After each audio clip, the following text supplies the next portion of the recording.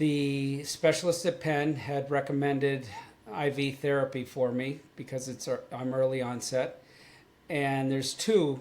There's something called Leqembi and then another one called Kinsala. And his recommendation was Leqembi for a couple reasons. But he said, now let's get you back to your neurologist and see what they want to do.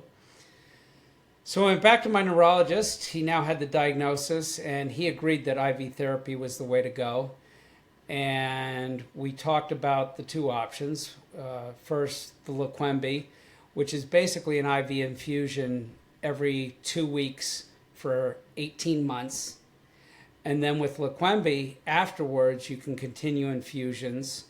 Or what I was kind of aware of was that the FDA was going to approve an injectable form that can be done at home.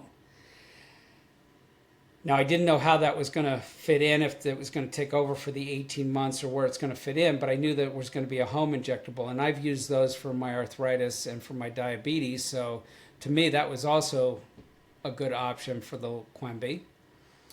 The Kinsala had an advantage that it was an infusion once every month, so every 4 weeks, and that was for a year. And then they would do an MRI and look at the plaque load in the brain, the number of plaques in the brain, and determine whether or not to continue it. A little less clear on whether or not continuing it would be helpful.